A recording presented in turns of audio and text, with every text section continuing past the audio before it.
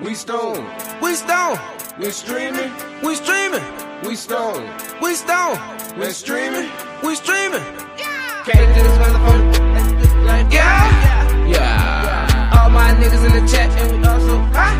If stone, stone, stream, stream, stream, stone, stone, stream, stone, stone, stone, stream, stone, stone. All my niggas in the chat and looking like high. If all my niggas gon' get that shit and roll. We stone, we stone, we streaming and streaming. We stone and streaming. Yeah, getting to the money, gotta get into the bag like yeah. Roll up, plenty motherfuckers breathing like yeah. All my niggas in the chat, they hot as fuck. Yeah, getting to the bag, getting to the bag like yeah. All my niggas we stone the streaming. All my niggas we getting to the cheese and all my niggas we ain't gon' stop breathing.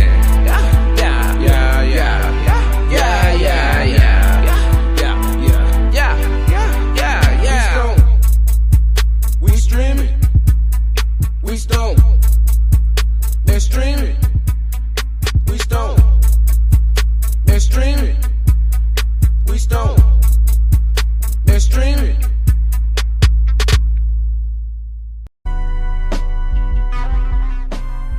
Yo. What is motherfucking doobie? It's your boy, Righteous A Plant. This is Chosen. It's raining for the 5th time today. It's raining like a motherfucker. Lance Gordon letting you know right now he's smoking on Sap Gorilla Glue 4 times tangy before you even ask. Citrus sap. We only had the song, Phil. We did the best we could to recreate what we always had. And I think that's as close as we're going to get for right now. Man, how's everybody feeling out there, man? How you feeling today, Cho Wop?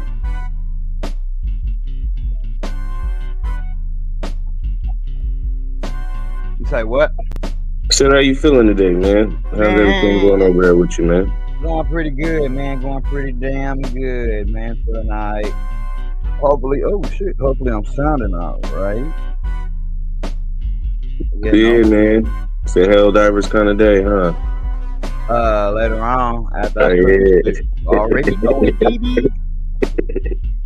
What you smoking on over there, lady, man? Got me starting a Discord. You know what I'm saying? Just to do that shit. I'm like, man, hey, we need a Discord this week. I'm like, man, I don't even know. Yeah, I like Permanent Marker, Django. I really do. I actually was talking about that the other day. I actually like Permanent Marker a lot. Man, I got a take on Permanent Market. Man, Permanent Market's not bad, but is it great? I like it a lot. It depends on what you call great, bro. I like it a lot.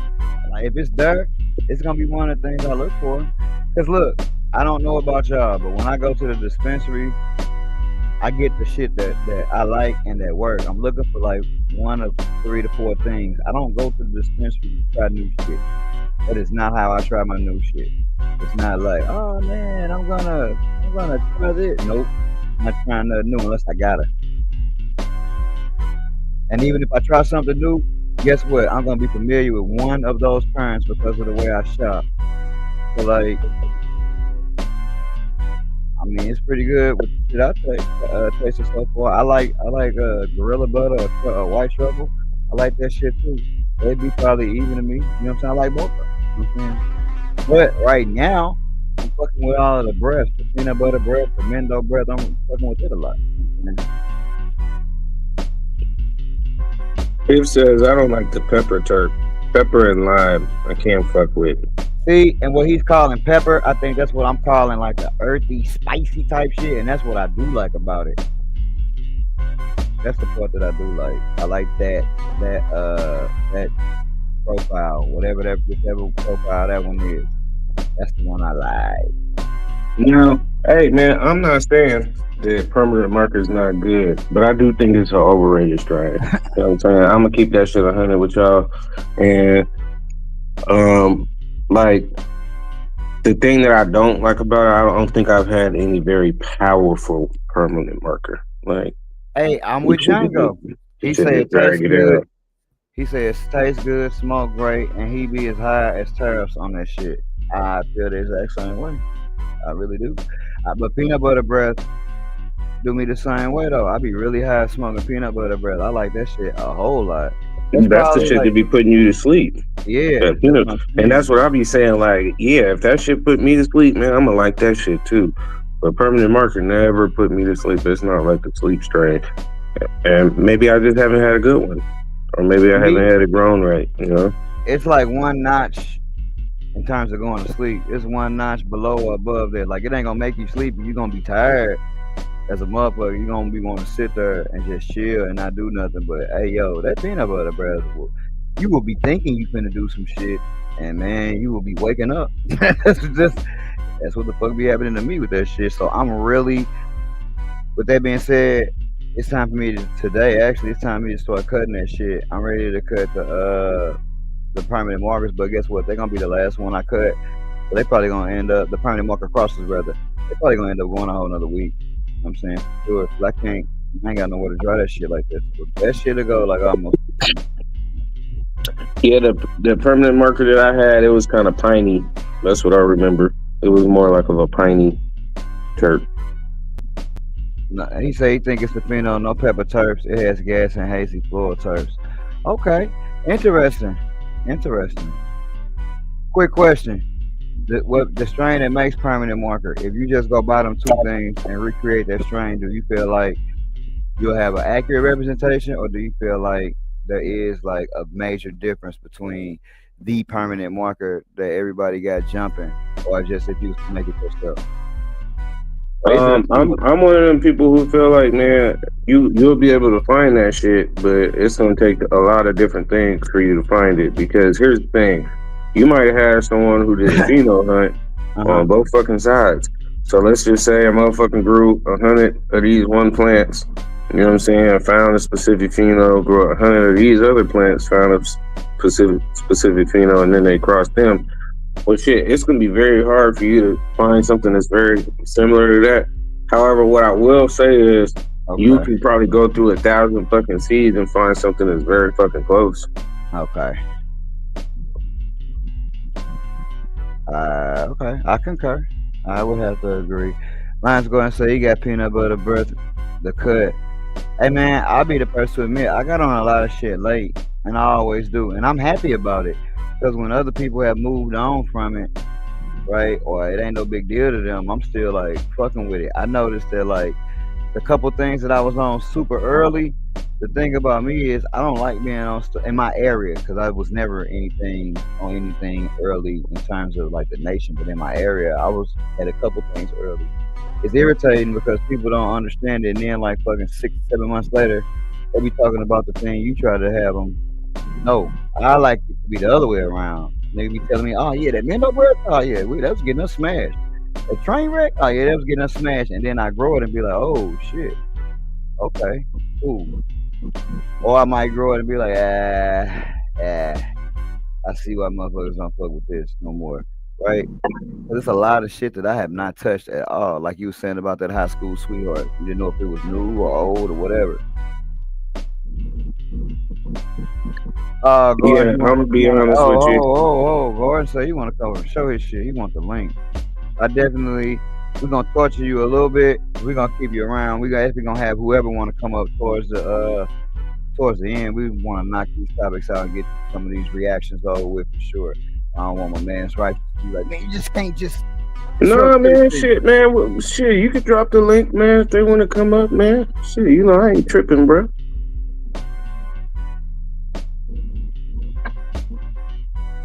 However you want to do it, man. So let it be written. So let it be done. The link is in the description. I mean, not the description, the comments. Anyway. Nah, we good. I already got you, Lions Gordon. I already dropped the link, cuz you good. That nigga said, I want to just show my plants and dip, bro. I'm not trying to watch the whole show. You give a fuck about your topics, nigga. Fuck yo. Oh, what I'm smoking. I'm smoking some of Frosty's mint some mints. I cut it a week earlier than everything else because I knew I was gonna run out of weed, and I don't like quick drying weed.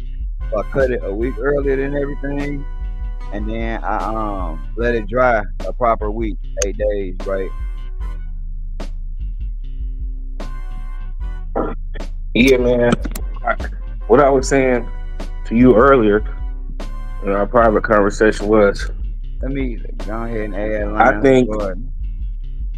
I think the best strain that I've smoked of recent is definitely gonna be at my high school sweethearts. That shit's pretty fucking good. All right, ladies and gentlemen, welcome, Lions Garden. We're gonna give him a full Drinking screen. the red stripe, you know. Damn, you Jamaican too, huh? Oh my gosh, you in Innu. I work with a couple of Jamaican cats, man. This man. It's Oh, this it this is right up Innu. here, man. I was just talking about Yes, your sir. ass at work. So yeah, that's the VR36. But we got 3 weeks Iranian in it. So we Okay. going 3 more. We going 3 more weeks. Two and a half, 3 more weeks. Look at Okay, you, you man. can see right there. Hold on, let me put it right there. See that? See pie. Hold on. That shit the opposite way. Yeah, well, yeah. In the 15 gal. 15 gal. Damn, big boy shit. Yeah, you got it right there. So yeah, this the creature panic reset. So that's the white truffles times banana. I mean times damn soul fire shit black Bahama Mama. So Bahama that's Mama. got a solar light on it, you know. Trying to get that big. So you got the purple widow right here. That's a purple power times white widow. Oh, hold on. This my Okay, shit. okay. This the heat. This Jack fuel. Jet fuel Jack. So yeah, that's the jet fuel OG times the Dosey times Jack 47, AK 47 times Jack. We got a Hitman right here. Hitman OG. Hitman OG. In the bed. Hitman OG. Boy, you got shit everywhere. Yeah, you done know. We got the Black Island in the 15 gal. Cause this is Cinderella 99 times Cinderella 99 times silver, super silver haze. Black diamond shit. Here go the this is the what's the name? Peanut butter bruh. This the cut from them boys Thug Pub. So we got a light on it right here. Trying to get it big.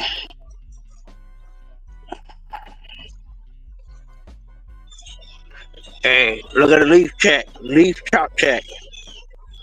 That's a leaf chalk check right there. That's how you don't lose a stunt. Alright, hold on. Alright, so we got the almond milk right here. It's my shit. Spilled milk times strawberry frosted donut.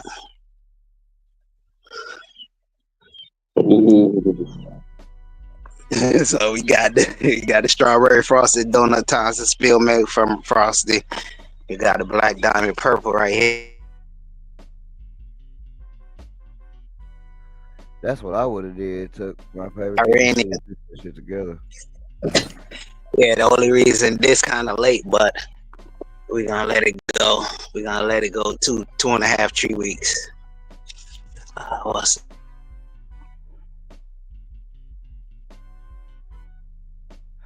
He froze, but I know you're gonna come back to us.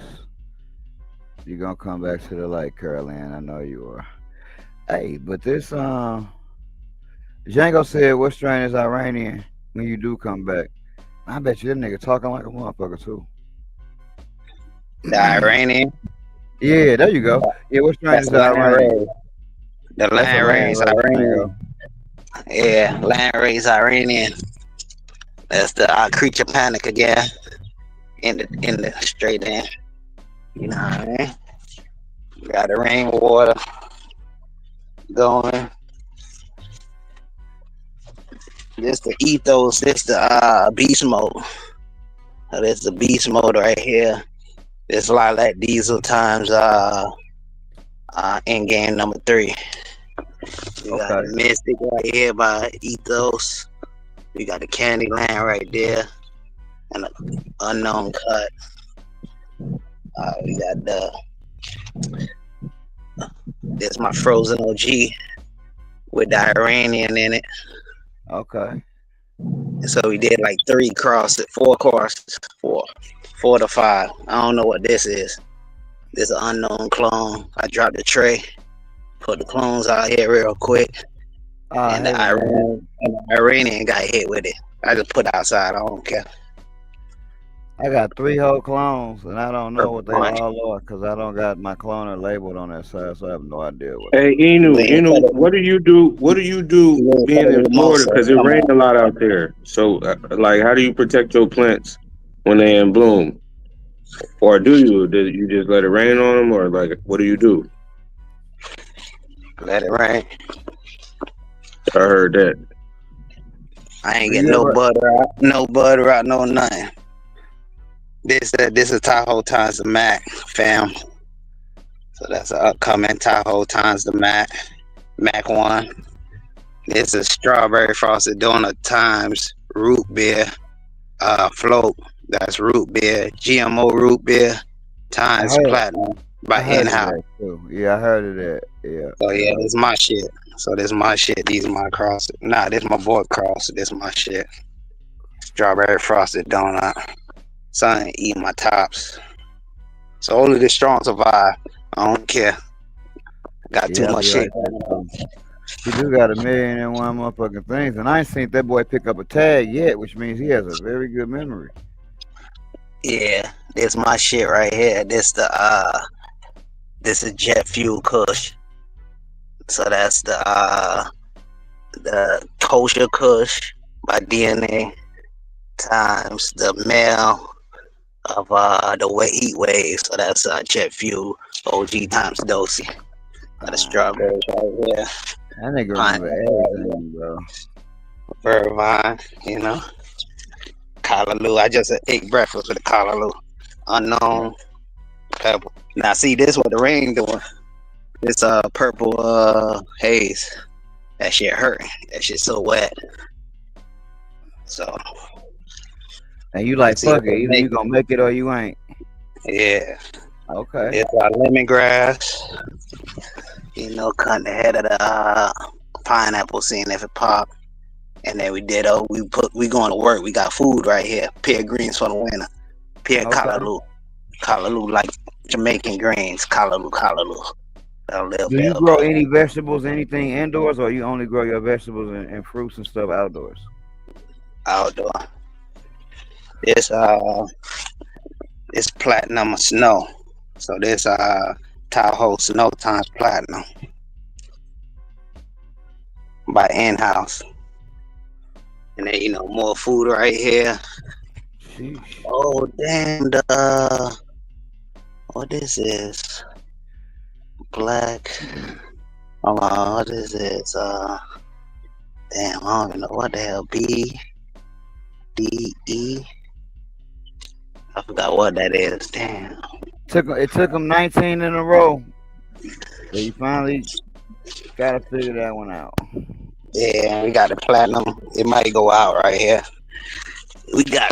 We had the almond milk back here, and double KK, double Khalifa Kush. So we reset it. We got the platinum float right here, the original one.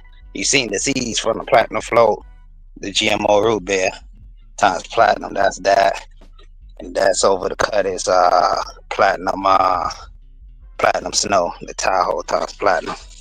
Damn, this shit killing it. Hold on.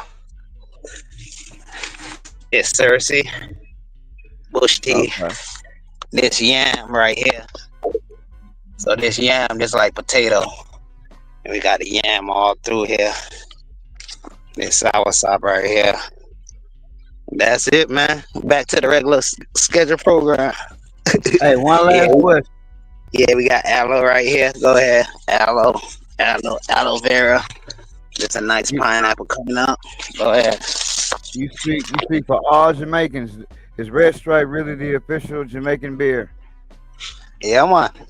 Okay. Yeah, I was nah, wondering about that. that's the lager. That's the lager. And if you want a dark beer, Dragon Style. There go my watermelon, random watermelon.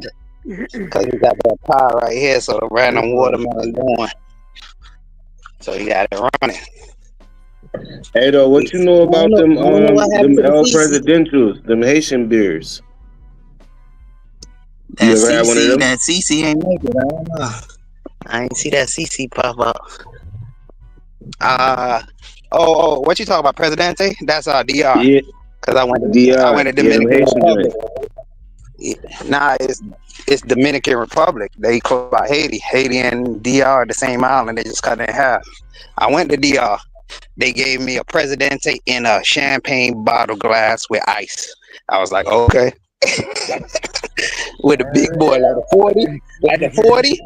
the 40, the big beer. They brought a big Presidente in a damn bucket of ice. I'm like, yo, what the hell? All right. That boy Trevor. Wine and fun, a big Batigala who looked like Jennifer Lopez. Said she wrap the dreads around her. Yeah, this broccoli right here. This broccoli right here. Smooth ass nigga tell the story. Yeah, this broccoli, and then I got some rutabaga over here. Smooth ass. Yeah. Well, that's the story. So yeah, that's a platinum float right there. Times the strawberry. I know Yeah, we're gonna have that's a segment called "Growing with Enu." That'll be a good segment. We're gonna Hey, talk man, appreciate the yard tour.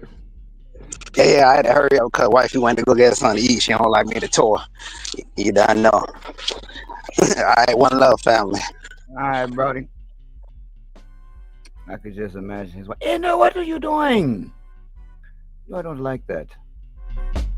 All right, let me not do that. Cause my Jamaican is non-existent. Yeah, your patois is a little not patois. You know what I'm saying? It's a little, you know. That was interesting, though. I never really see too many people growing vegetables indoors, so it makes me wonder: is it not like feasible? And you never really see. Well, I never really see. I can't say what you see. Nah, it just always interests me, man, like outdoor growers, because everybody got a different style. Like, I done seen some people, like, they try to pull tarps over their plants when they know it's going to rain. Some people don't give a shit. Some people be, like, I know 408 Farms, he be trying to, they have, like, a rainy season. So he be trying to pull before the rainy season, I guess, you know what I mean? Hey, but Andrew was so smooth with everything. It's like, Andrew, do you get any? Nope. No blood right, no anything. And moving on, we got the Tahoe Times. I'm like, man, that nigga just like, damn, I don't even want to ask him anything else. Made me feel like I shouldn't have. Nigga, my shit's perfect. Vegetables, the thing, if you up north, you go into it for the one. Big money. Yeah, it's gonna be some people getting caught up in the snow, but I guess we is coming up on a very significant season. Which, hey man, I guess we should kind of get into the first clip, man. Let's go ahead and roll that beautiful bean footage, man.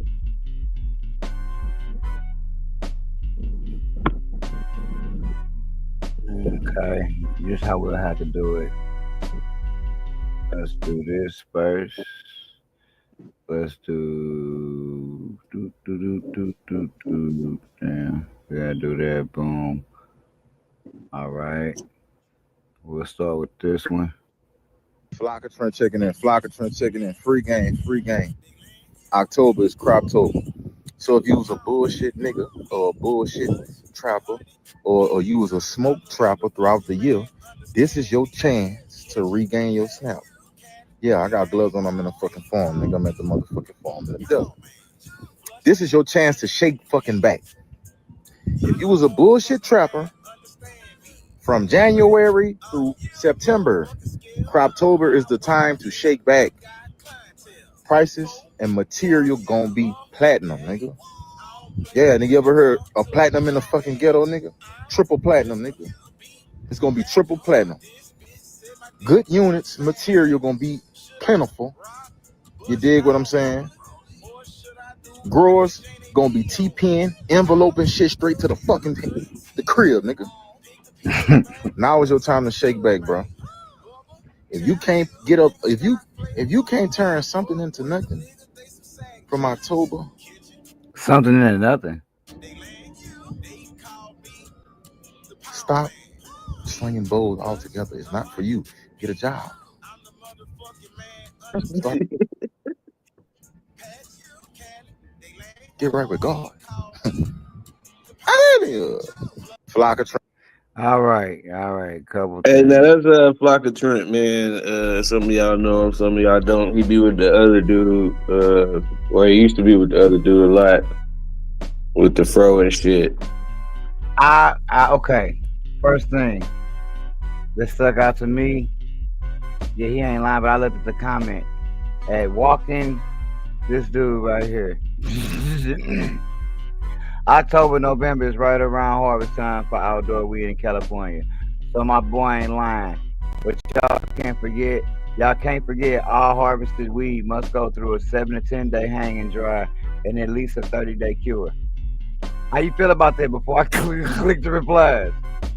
Hey, man, shit. I don't think it would be going through any of that if a motherfucker pre-ordered. Hey, man, gotcha. That shit gonna cure on the way. Let's see what the replies say. That dry cure process can kill the whole thing if not done right. And many are rushing the process these days for quick profit and extra weight.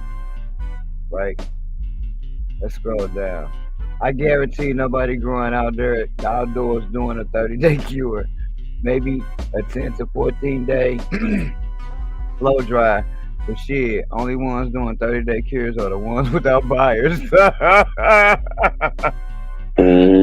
That is what I agree with wholeheartedly right there. That is what the fuck I agree with. That's what stuck out to me. Piff said that shit coming wet. Let's see. Sci-Fi Gibson says garden trapping. And he also says straight hey. All right. Yeah, man. Croptober is upon us, man. I mean, the thing that I thought was funny about this shit is, hey, man, if you motherfuckers ain't about to get out here and do your thing, get the fuck up out the way.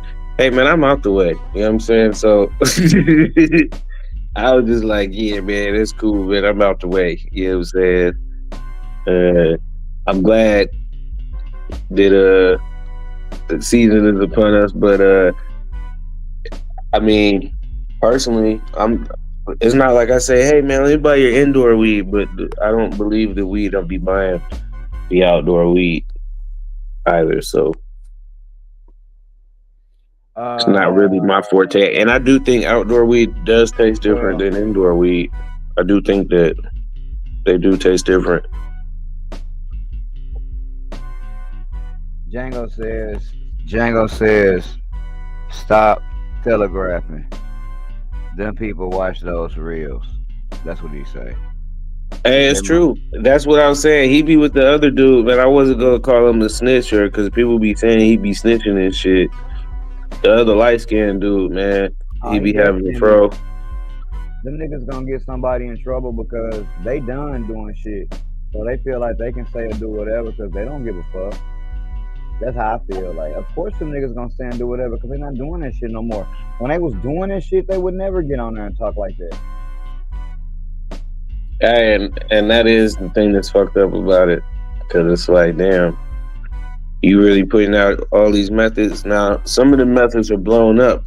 Some of the methods are still going on today. So it's kind of like, man, you really shouldn't be talking about them. Some of them you probably should talk about, like how they be poking holes in boxing, seeing if that shit gonna stink. Yeah, that might be something good that you can talk to a motherfucker about, of course. because maybe they'll be smart enough to wrap that shit in something that, you know, when they poke through it, it'll be like glass or metal or even doing it. Maybe plastic. you can go with that angle, man. I'm gonna deter you from doing this shit, man, because this what they do. They poke holes in shit. You know, maybe you can go from that angle, but you shouldn't be giving away like secrets, if you will. Warning niggas, but not.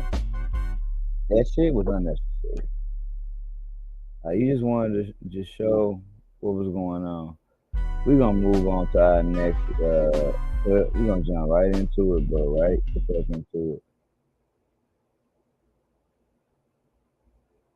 Wholesale marijuana tax here in the state of Michigan. It was voted on last night by the state house. They passed it with the 24% amendment. That's projected to generate $420 million against a $3 billion fix the roads budget. 15 to 20% of the total budget stands on the shoulders of the marijuana industry. This is funny because this is about a road bill. The roads in Michigan are awful. We need to fix them. We need money to do so. That's why this is happening. This is about roads. Earlier in the year, you had Representative Tullio go out and claim, hey, the marijuana industry is exploding. They're using more infrastructure. They're driving more things down the road, and they need to pay for their fair share.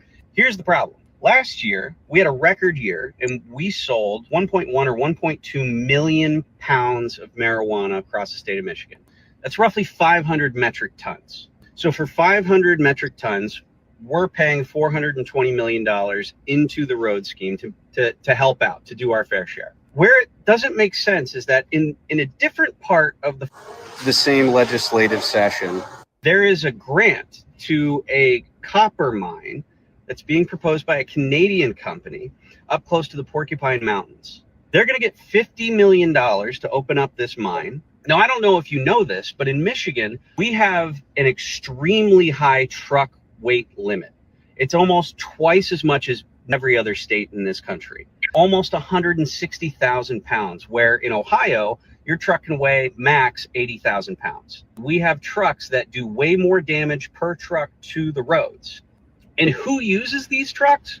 You have heavy construction industry, road making companies, and you have mining companies. So again, the marijuana industry last year produced 500 metric tons of product. How many metric tons of product do you think this mine is going to put in Michigan? Their max capacity is going to be something like 3,600 metric tons per day. So my question is this really about the roads?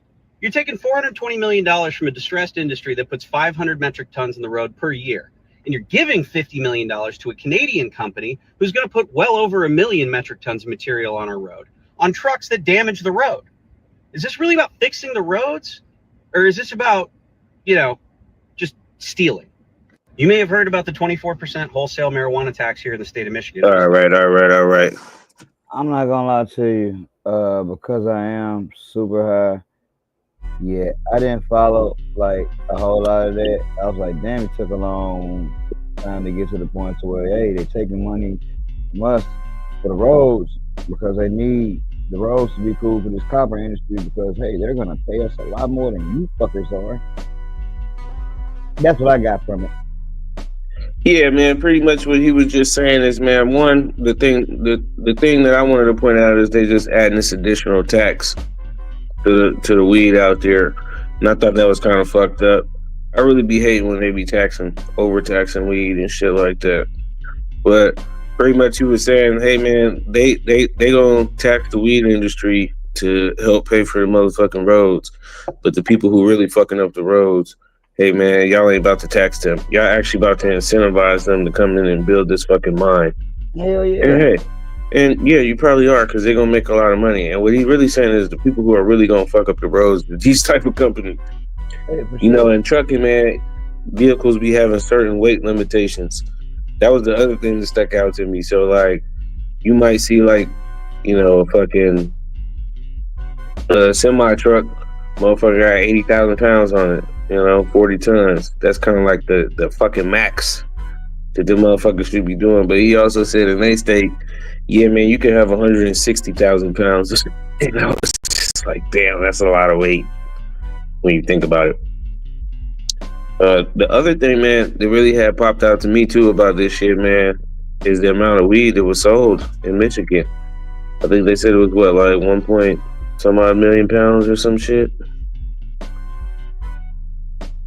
Yeah. And I was just thinking to myself, like, damn, that's a lot of weed, man. They be cheaping out there in Michigan. They do. Definitely do. For sure. Yeah, man. So I'm sure they got some kind of legislation or some kind of motherfucking petitions and shit. So if you're in the Michigan area or you know people in the Michigan area, feel free to float that shit by them, and maybe they can get something changed out there. And even if not, man, for conversation's sake, man, when you be talking to your homies out there in Michigan or wherever the fuck that was just at, you can tell them, like, man, damn, that's fucked up what they're doing to y'all out there. You know what I'm saying? Not to, like, just brag and say it, but, I mean, just, like, you can be informed. You can talk to people from other areas about their market. Pip says, yep, it's a couple hills around here that got that runaway truck pull off. Mm-hmm. Now just imagine trying to stop that amount of weight. That's crazy. And it is a lot of hills, man. I was just out that way, man. I was at PA. What's the other shit? North Virginia's right there.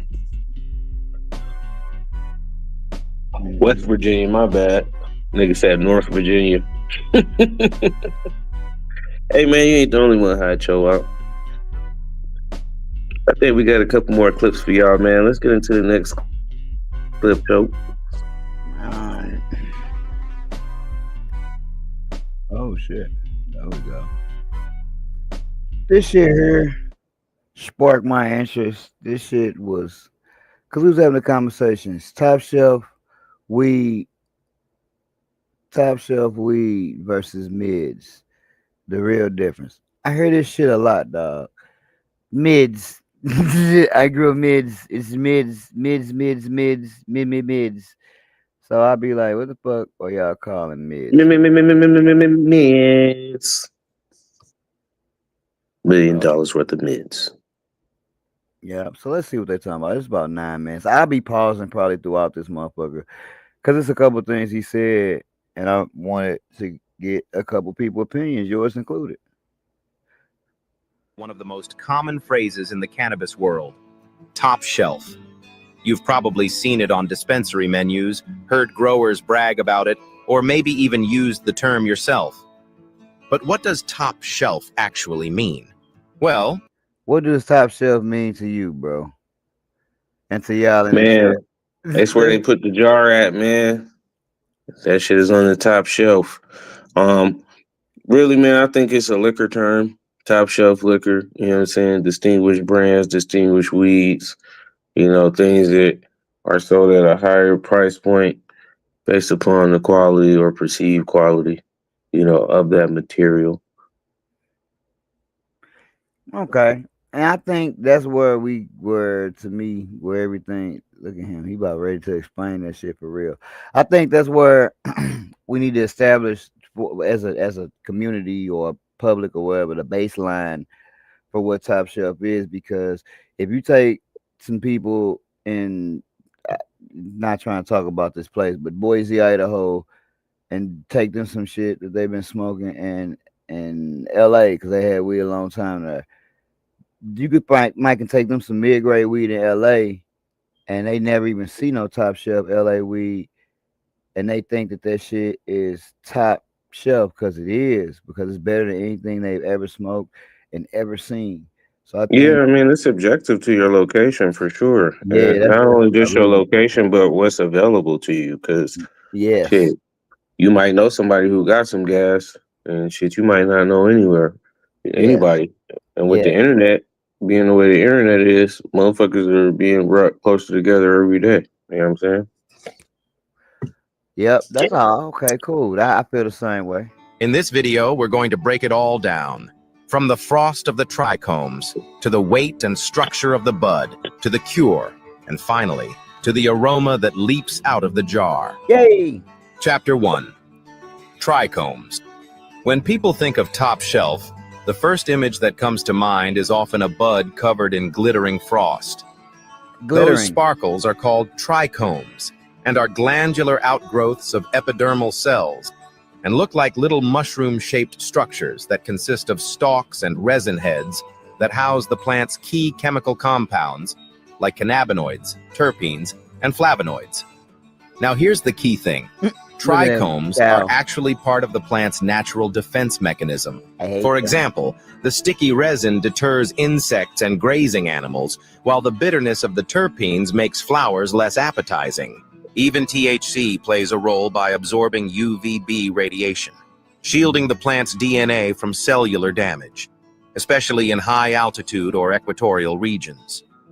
Furthermore, the cannabis plant's fuzzy coating acts like a protective blanket, reducing water loss and buffering against sudden changes in wind or temperature. For growers, trichomes are the single most reliable indicator of when... God damn, man. Look, is that what Hey, you look. get when you go to the dispensary and get smalls? Good Lord. Look Hey, at that real little quick. bitch, dog. Because Look. you stopped, man, let's just go over a couple comments here. Biff says, damn,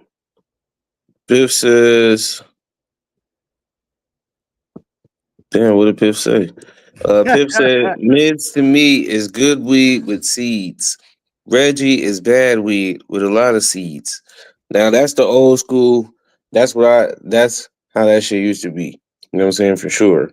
But then once a lot of the weed stopped being what I would even say hydroponically grown, I think that's when, motherfuckers started coming up with these different strains and figuring out how to grow the weed a lot better and present it and dry it and cure it a lot better. Sci-Fi Gibson says top garbage. All right. And then Django says, I think mids is below double digits THC and top shelf would be exotic and staple strains. All right, let's get back to the video of the smalls.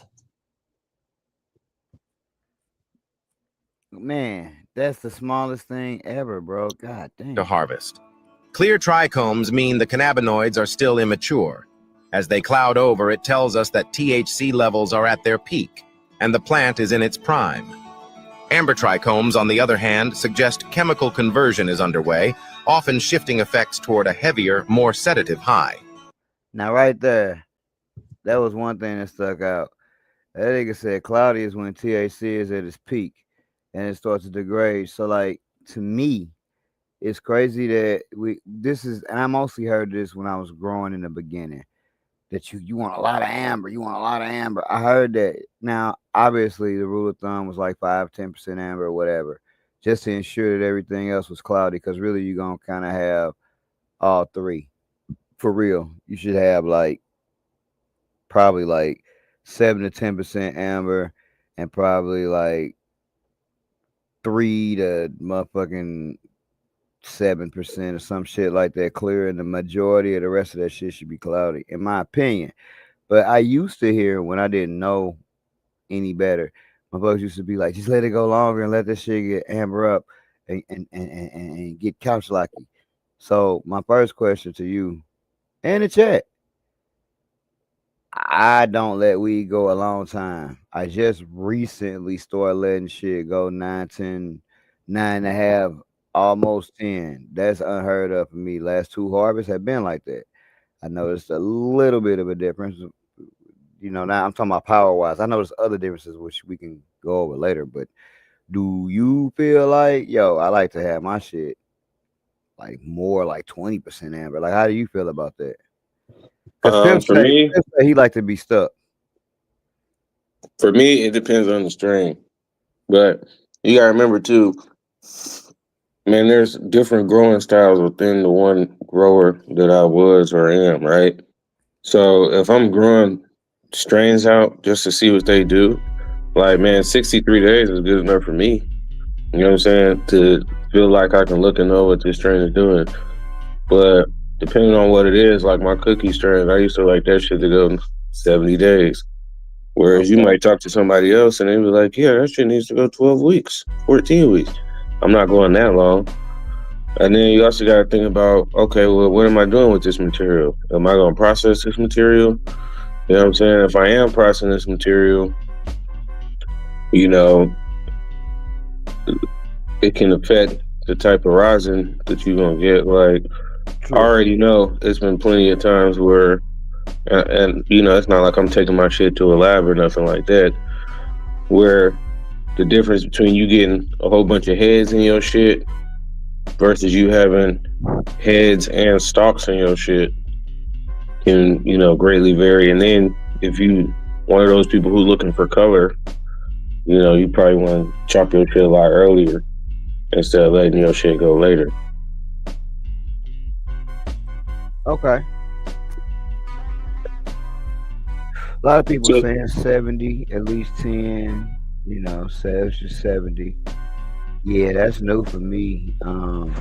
Now, to the people that's saying 70, because I already know your answer. We talked about that. I know what you're going to say about this. When y'all saying 70, and even you, Anu, that's saying 10% amber and milky, are y'all looking at this shit with a scope at 70 and saying, yeah, this is, or is everyone in here just like, yo, we can just fucking tell?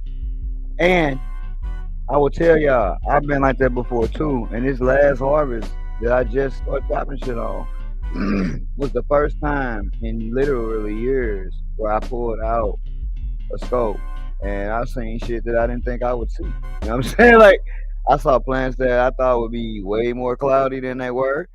I saw plants that had more amber than I thought they would. Like, I got plants in there right now that got white hair standing straight the fuck up on the top of the plant. Not a lot, it's just the very top of the plant. I think it's because it's like due to the light. Man, them plants amber in a motherfucker, like probably at where y'all would like them, you know, 15%. But that shit ain't gonna get chopped within another week. So who knows what that shit is? What do the trichomes at the bottom look like? I haven't looked at the bottom because I knew it was gonna be there. You know what I'm saying? And it's in the net. So to be honest, I can't. It was in the middle in the net. I was leaning over looking at that shit. It was two plants I couldn't even look at in the back. So I said he can still now, but he's still using magnifying glass. See, I haven't used one in like literally years. Now here's the thing, y'all. Regardless of what I saw, I was still gonna cut them hoes at the same time. It wouldn't have mattered what I saw. I just wanted to, just out of fucking curiosity, see what I saw. So I wonder what I'll see. Cause I know how I felt. I know in the beginning when the hair started being orange, I'm like, all right, that's when the trichomes turning orange. That shit ain't true.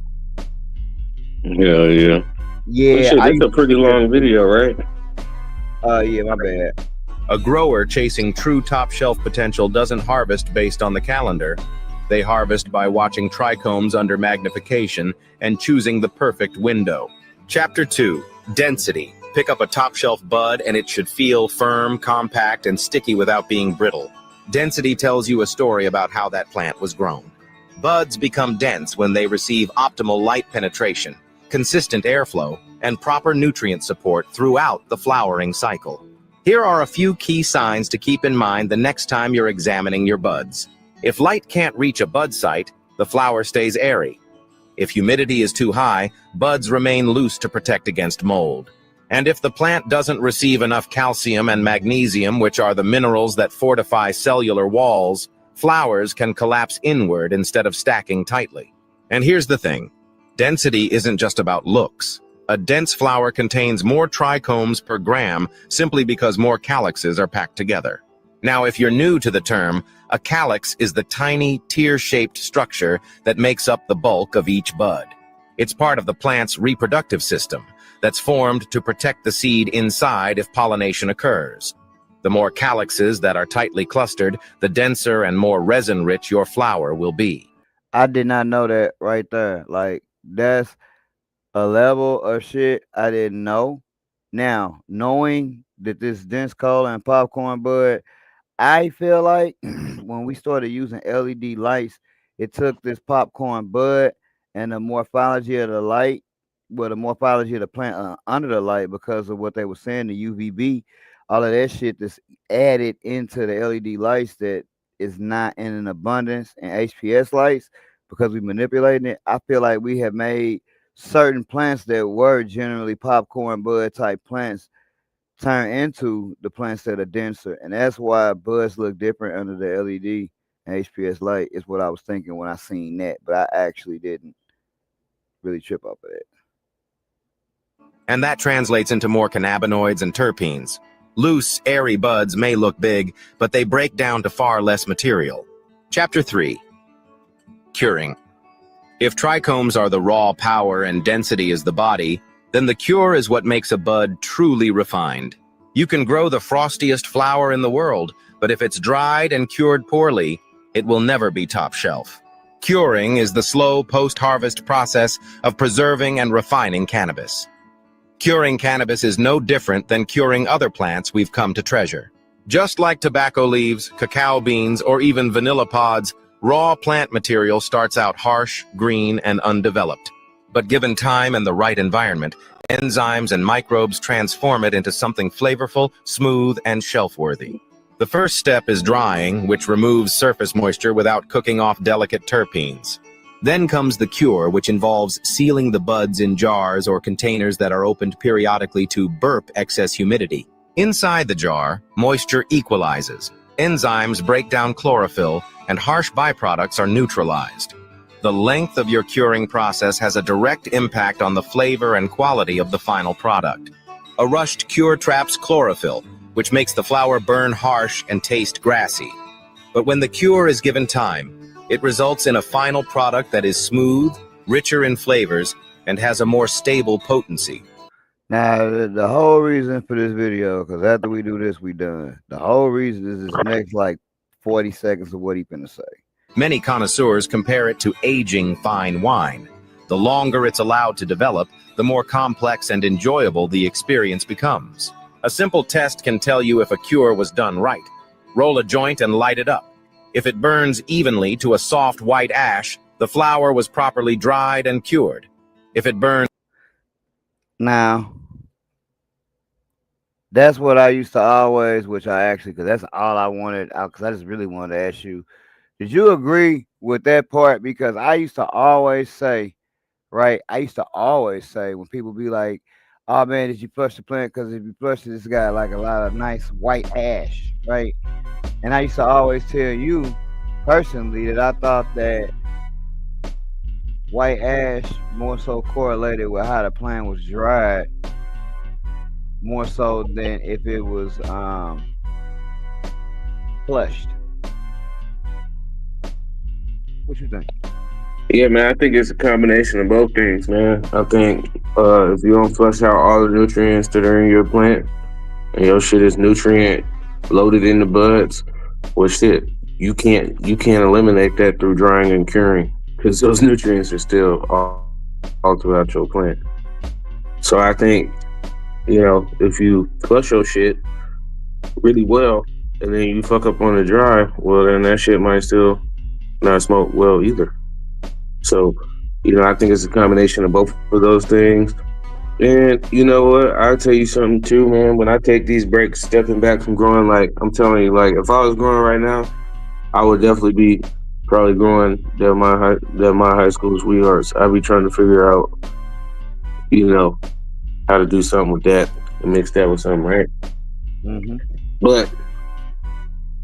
But when I do take step backs, when I come back to growing, I normally do a better job. So I've had smaller breaks before. And I feel like when I had to break, now the unfortunate thing about that is I tend to always downsize when I come back. But if I can have some of the techniques or do things when I had a larger scale, I feel like I definitely would have had a larger yield, a better yield. But when it comes down to just like the drying and curing of the shit, A lot of that shit can be based off your environment, where you live at, you know, shit like that. And, you know, I feel like, once again, this will be controversial. I feel like the Turk block bags, they do a way better job than jars. Like, I feel like jars fucking suck. And I feel like I suck with jars. Because, hey, man, normally when I'm burping the jars, I'm smoking, I walk away, and I come back 45 minutes later. You did, so I don't really like the jar. But shit, man, what we got next?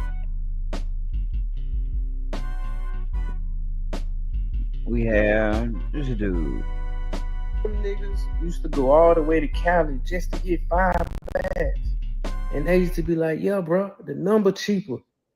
Yeah, the number might be cheaper, but if you add all the expenses with it, you might well just got some shit from in the city. By the time you pay for that flight, pay for a runner, get an Airbnb or a room, then when you get up there, you gonna want to do shit. You gonna want to go out to eat. You gonna want to go shopping. By the time you done did all that, you done paid more than the price was back home. You should have just got them bags from the crib. Niggas be wasting their time flying all the way to Cali just to get 5 bags. Gang, you could have got that shit in the city.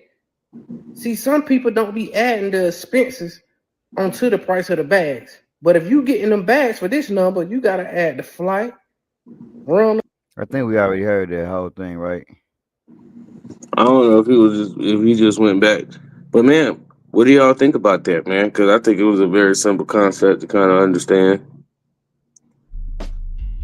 How do you feel about that, Joe? Nah, I'm not gonna go get no 5 bags. Bro, not unless I'm in like Nevada and California, the next state over. But I think it's crazy work to be talking about bags in any shape, way, fashion, or form. And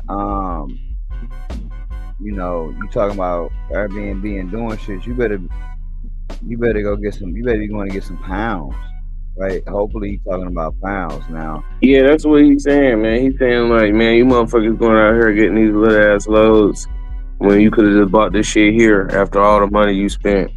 And I think what Django said is correct, man. Those people want to experience. They want to experience. We're going to Trap Boot Camp, and you're invited.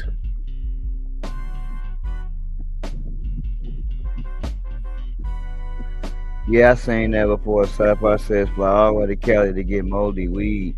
It happened to someone I knew. They thought it was the darkness. It was mold. It was darkness, all right. Hell yeah, man. Dark mold. I mean, I'm not a trapper by any means. And shit, even when I was growing, man, that nigga Chosen used to look at me like I was crazy because I'd be like, yeah, man, I'm trying to smoke all this weed. You know what I'm saying? Be like, damn, why don't you get a smoker setup then instead of a grower setup? Because I smoke a lot. That's why.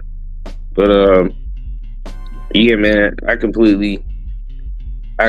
thought that shit was funny when I saw it. And I was like, man, somebody needs to hear this. It might not be nobody in our chat room, but we can't say that we didn't do our best for those people on the post watch. Yeah, hopefully someone hears that message and they, you know, you're going to be out here doing it. You got to be safe, man, and you got to be efficient. You know what I'm saying? So hopefully they get their shit together. Darknesses. So you were using RO, but now you're using TAP? Yeah, the amount of pH up was having to use was causing, I don't know, it's hard to say because kind of got off the pH up in the RO water right around the time we switched back to Athena. So I was just having issues with fallout and it'd be really random. And all of a sudden disc fillers are plugged up, you know, the tanks are full of crystals at the bottom. And I don't know, it just caused a lot of issues up and down. On the previous Nutrilines you were running? Yeah. Yes, and using the RO water. So yeah, we have excellent tap water in Detroit. You know, it's really low ppm. So yeah, we just pulled the ROs, went back to tap water. That takes out the need for the pH up. Haven't had any issues ever since. So you're just using ProLine with Cleanse Yep. No balance. No balance. You don't need it. No. Are you using a little bit of pH down? Depends on the season. So this time of year, I don't need it. Wintertime, I do need it. So that input or that incoming water chemistry is changing a little bit from season to season. And you're in cocoa? Yep. Yeah. Cocoa perlite. What size pots? 2 gallons. And drip emitters? Yep. Netafim 0.3s, 2 per pot. And have you tested, perlite versus no perlite? Yeah, we were in straight cocoa for a long time. I mean, we tried like the crush pots, the hydrate, hated those and went to just pots, like, hard pots with loose fill cocoa. Did that for a long time. But the plants got bigger. Like when we went to under canopy lighting, same amount of plant density significantly increased our yield. So these plants got bigger, thirstier, and the 1 gallons I was in wasn't enough. Then we went to 2s. Going from clone right to a 2 gallon of straight cocoa was a really slow, weird veg. So I was like, all right, I'm gonna have to do something to get some more aeration, faster drybacks. And so we went to the cocoa and perlite. So Okay. at first was 50-50, and then that ended up not being enough water holding capacity. So we went to 70-30, and that's been working out pretty And good. that found a sweet spot. Yeah. And you're just using the standard nursery 2 gallons. Yep. Keep it simple. Yeah, And super easy. transplanting clones straight into the 2? Yep. We That's the noticed getting in that perlite, we're getting a bushier, branchier plant. Really? Yeah. So, I mean, one of those mysteries, like we read, we try to be scientists. We're not. Something with perlite gives just a really nice structure on like a whole broad range of genetics versus like the 100% cocoa. I don't know if it was just the plant staying wet or feed or what, but we're getting much more uniform branches and tops. Yeah. Yeah, and it's hard too, as we're doing about roughly 300 plants per room, it's like to get 300 perfect clones is pretty impossible. So it seemed like the weaker ones in the straight cocoa, it would just like exacerbate the problem. They Yeah. always stayed a lot smaller versus in the perlite. Seems like I can get them to even out a little bit better. All right, man. What do you think about that, Joe Wop? I mean, there was a lot of different things that they said in that short period of time. Just curious to know what thoughts you had about that, if any.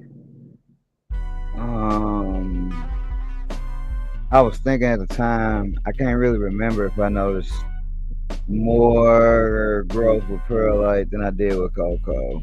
I think some of that shit was large scale problems that I don't have in terms of water and crystals being in the shit. It ain't really gonna be that big of a difference. Me, if I use that water or oil water, I didn't notice nothing clumping up or no shit like that. But also, I don't have 300 plants, right? So it's not like I got the same problems he got. And the second, maybe I'm an asshole. I'm like, man, so Flint, Michigan got black tap water, and you niggas right next to Flint, I'm sure. Y'all feel comfortable with just using regular water. Cool.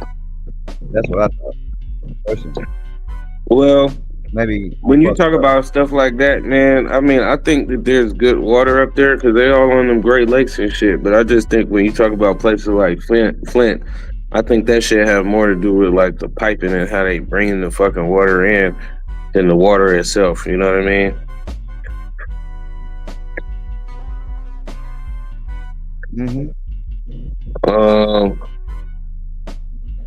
Another thing I thought about with that, man, is being able to use the RA, being able to use tap water, man.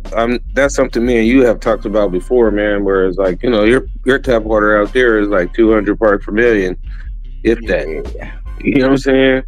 When the shit out here be like 800 out the tap. Yeah, ain't no fucking telling what this shit is. You would hope it's just like dust and, well, really, you would hope it's nothing. But it's like, is this dirt, silt, mud? Like, what is this to make this shit come out the tap so fucked up? The world will never know. Another thing I also heard him say, he was how they using under canopy lighting, which I wonder if that was, if they were using the under canopy lighting when they were doing just regular cocoa, because maybe that would have encouraged the regular or the drybacks. Me personally, I like a 70-30 mix myself. I think it still holds a good amount of water, but it does drain out pretty quickly. I don't think I've ever used just regular cocoa, which I know you have. Do you find that there's a difference I don't Um, I don't want my shit to dry back no quicker than it is. I need that shit to actually dry slower. So I mean, I don't recall it being like much of a difference like that enough to make me do it. You know, it's all about price to performance. It's costing me a lot to put Perlite in there, and I'm not noticing a substantial amount of difference or enough difference to offset the money that I'm spending on Perlite versus not Perlite, and I just won't use it. I'm not gonna say it don't make a difference. I'm sure it does, but for me, it definitely didn't make a difference for me to keep using it, because if it did, I would still be using it. Gotcha. Okay. Interesting, man. You think there's any truth to what he was saying about clones sometimes taking a little bit longer to get set up properly in just straight cocoa? Like they do weirder things? I can't again, I can't remember like the last time when I was using Perlite, if my clones like wasn't doing weird things versus now, or since I've been using cocoa, they've been doing weird things. I can't say that they have or haven't, because in my mind it's been pretty consistent enough across the board with me using it and not using it. It's just like Sci-Fi Gibson says these people just need to tell the truth. They are adding hormones to plants to make them grow bigger, or make the grow bigger. They are. I mean, personally, man, I try not to get into that kind of stuff just because, shit, I don't know exactly what those people are running. I think some people are doing that shit for sure. And, you know, I think if you're adding anything other than what's just in the ground, you're adding something to it to make it bigger and better. I Like, think if you just don't go put that shit in your yard, you don't amend your yard soil, that shit just grows like right in the dirt, then yeah, okay, that's organic. But I feel like everybody's doing something to the plant in some kind of way to make that shit. Like I don't feel like LED is organic. I don't think you can grow an organic plant under LED lights. Maybe I'm just an extremist, but you know, that's how I feel. Yeah, I know you got that take, buddy. And I feel like that's your take to have. I don't necessarily agree, but shit, I don't disagree neither. Because to the tune of the letter, you're right. You know what I'm saying? So like, I'm not disagreeing with you. I just like, man, it's rather extreme, but shit, okay. Django says rural areas have higher concentrations of fertilizer in the groundwater, and he also says inner cities usually have heavy metals out of the tap. Like Inu says I got a lot of calcium in the tap, and then Django also says all municipal water has fluoride, chloramine, and chloride. And just to add a little bit to that real quick, difference between chlorine and chloride, or excuse me, chloride, chlorine, and chloramine. Chloride, you can actually dissipate that shit out your water by letting that shit sit. Chloramine, you can't get rid of that shit unless you filter it out. And that's one of the reasons why people do run RO, as Pip said, because you want to eliminate whatever the fuck the city putting in the water. Okay.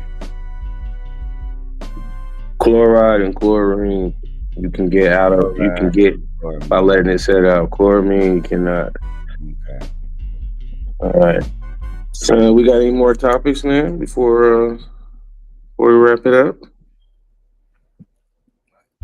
I don't have anything. Let's see.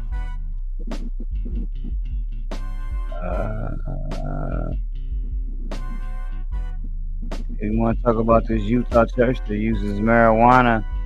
Oh yeah, man. Let's talk about that, man. Down here, man. I got it queued up. Oh no, I don't. I lie.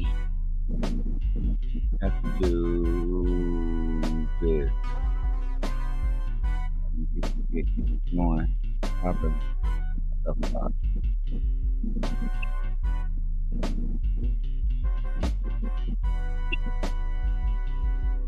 Can you see, my friend? I sure can. Utah church to use marijuana, psychedelics, and vapes as sacraments sues over police raids. All right. What kind of sacraments I want?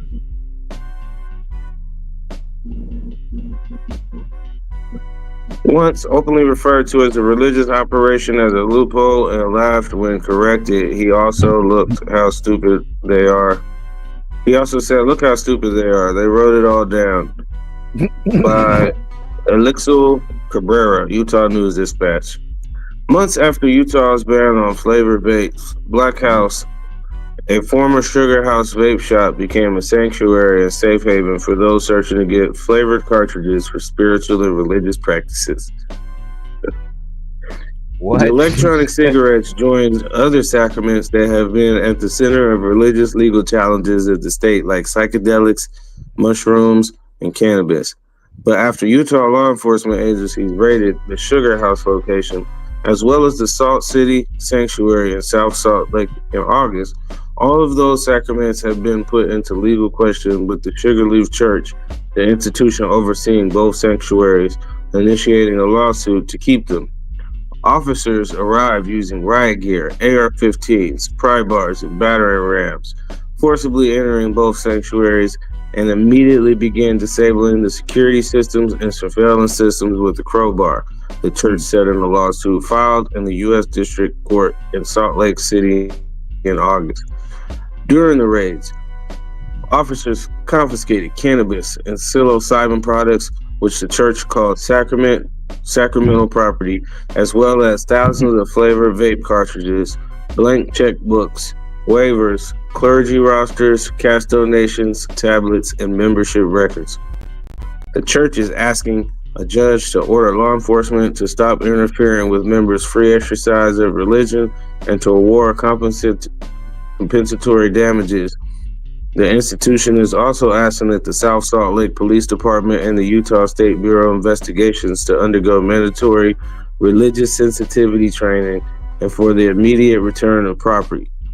At Salt Lake Sanctuary, the agency's 4.24 kilograms of packaged marijuana flower, over a kilogram of fresh flower, 956 1-gram pre-rolled marijuana joints, 8 display jars of marijuana flower, 152.5 grams of psilocybin mushrooms, mushroom gummies, and sample packs, numerous edibles with THC, and rolling papers, according to the motion to dismiss filed by the Salt Lake County District Attorney's Office.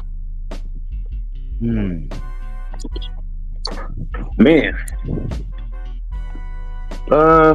First things first, man. I just want to know, man, from you and from the chat, man, do you believe that these items should or could be recognized as religious sacraments? Well, it would depend on what the law.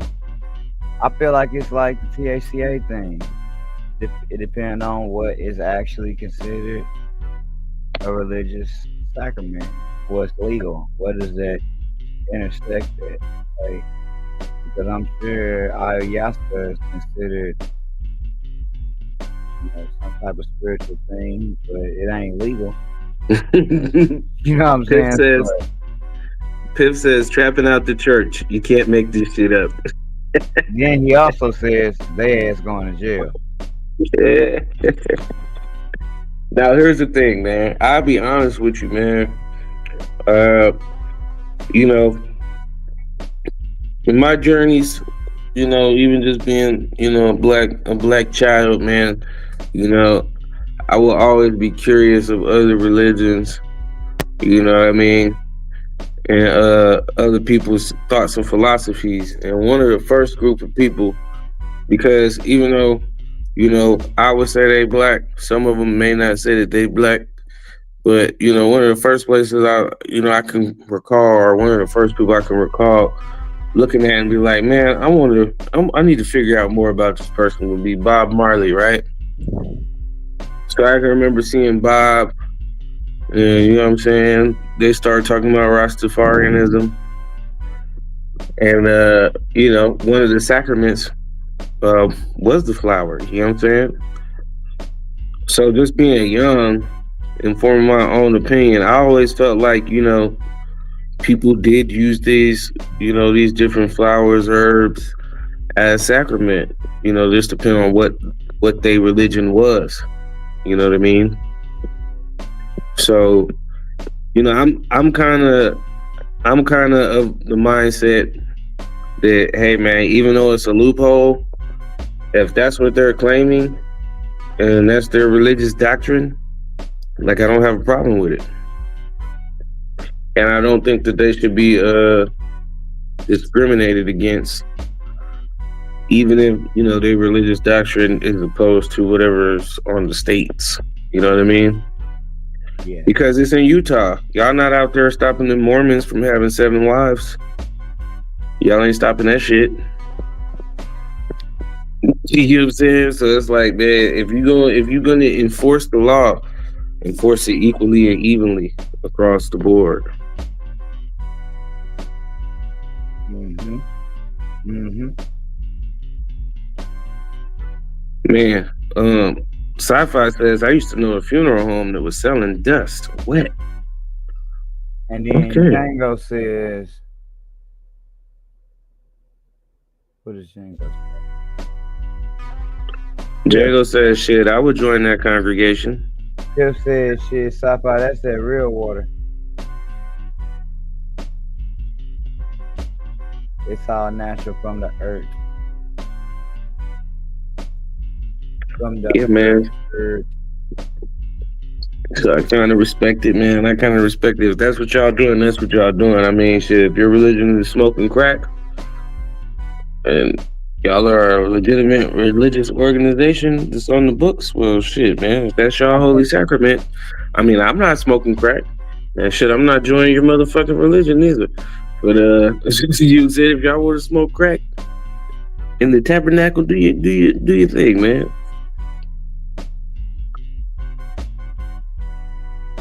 Yeah, man. They was not selling no damn wet. I don't know, damn. They was selling embalming fluid, man.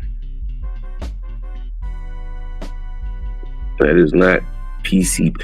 That's not PCP, man. Hey, but look here, man.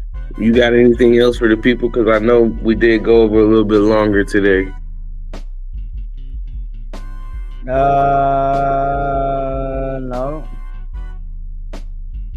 I don't. Well, man, I just want to thank everybody who came through, man. Shout out to the chat, man. Shout out to Piff. Shout out to Lions Garden for coming up. Shout out Mr. Django OG. Mr. Django G. Django G. It's the Django G.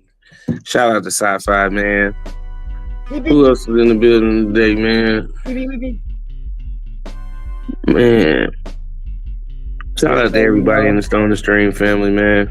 Just so you know, I changed the title of this video to Smoking Crack at the Tabernacle.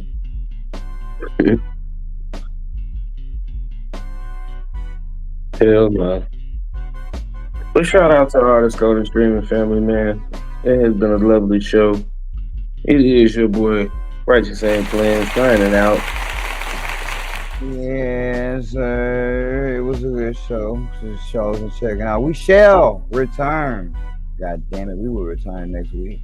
We promise you. Hey, man, if you can, man, I can't. If you can, man, I just need you to go over there looking at coat closet. Right next to them boots. And right next to that rifle. If you can, let's go ahead and pull out my umbrella for me. Oh, that makes me say.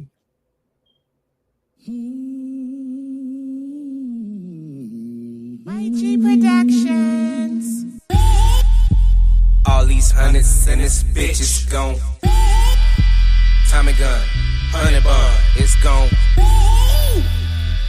Hope you brought your umbrella. It's gon' and we gon' cause it's gon' all these hundreds in this bitch is gon' Tommy gun, 100 bun, it's gon' hope you brought your umbrella. It's gon' and we gon' cause it's gon' all these hundreds in this bitch is gon' Tommy gun, 100 bun, it's gon' hope you brought your umbrella. It's gon' and we gon' cause it's gon' rain, rain, rain, rain. Every time you see the boy, got a brand new strain. And the shit so fuego. Flame, flame, flame, flame. Put your ass in a ditch. Saddam El Hussein. You dig? Two things that a nigga know. Pot the beans, let the shit grow. Green light, that mean go. That mean go. Two things that a nigga know. Pot the beans, let the shit grow. Green light, that mean go. That mean go.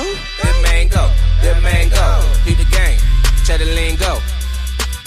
Nigga, how far would the green take you? As far as you go. That man go. That man go. Beat the game. Cheddar lingo. Nigga, how far would the green take you? As far as you go. It ain't no game. It ain't no game. All of these niggas, they looking for game. Lining they pockets, they flooding they pockets, they lining they pockets with all of this change. Shit ain't no game, shit ain't no game. All of these niggas, they do it for game. But one thing won't change, it will remain the same. None of these niggas will ever reign. All these hundreds in this bitch is gone. Tommy gun, 100 bun, it's gone. Hope you brought your umbrella, it's gone. And we gon' cause it's gon' all these hundreds in this bitch is gon' Tommy gun, 100 bun, it's gon' hope you brought your umbrella, it's gon' and we gon' cause it's gon' all these hundreds in this bitch is gon' Tommy gun, 100 bun, it's gon' hope you brought your umbrella, it's gon' and we gon' cause it's gon'